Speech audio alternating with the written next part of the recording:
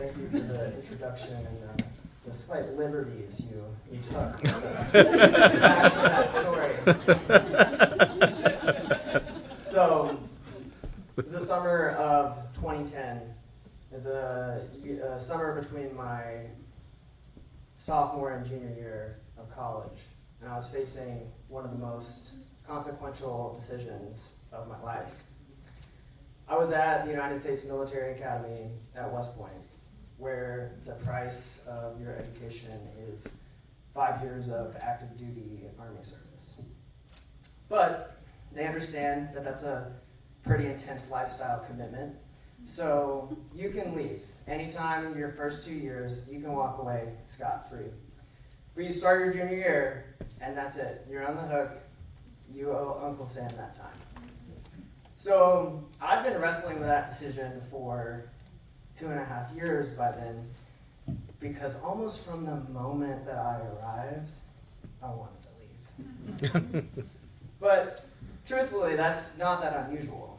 Your first West Point experience is cadet basic training, and newsflash, basic training is not meant to be fun. For me, as an extremely sensitive person, the constant yelling at and demeaning of me never stopped hurting my feelings. But eventually it's over. You start your plebe year, but that's supposed to suck too. And the yelling diminishes, but the demeaning does not. And you're subject to a set of asinine and draconian rules whose primary purpose is to make you constantly aware of your lack of autonomy and your status in the basement of the social hierarchy. So it sucks. But my misgivings about that path ran a lot deeper than just kind of how miserable it was to be there.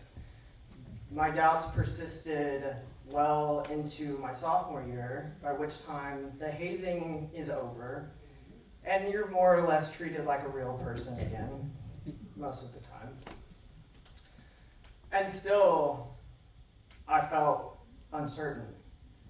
Something else that was happening over the course of those 2 years was that for the first time, I was afforded enough space to start really figuring out who I was. And the person that I was discovering was increasingly harder to square with the authoritarian, don't ask, don't tell, no trans people allowed, American imperial project that I found myself a part of. And this was all extremely confusing. And so I reached out to my dad for advice. He was my most trusted confidant at that time. And he had been in the military, so he got some of it. But mostly what I got from him was really a little more than fear-mongering. He loved to tell me really scary stories about how bad the job market was in 2009 and 2010. And it worked. I was terrified of making it on my own in the real world. But as the moment of truth drew nearer, when I had to pick a path, the crux of this advice boiled down to this. You stick it out. You make 4 years at West Point, 5 years in the Army. That's going to feel like a flash in the pan of your life when you're my age. And if you do it when you're done, you will be able to write your ticket. You can do whatever you want.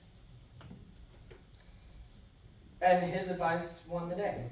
In the end, I trusted him more than I trusted myself. So I stayed, I graduated, I did my time. I never felt any different, any better about being in the Army than I did about being at West Point.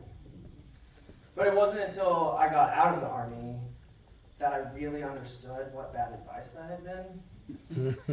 For one, grad schools and employers, don't really care that much whether you went to West Point or not. The 5 years that I spent as an engineer officer did not translate in any way to the lines of work that I was interested in pursuing after I got out of the Army. So the credential is nice. It's had some perks, but it was never magic. It was not a golden ticket to anywhere.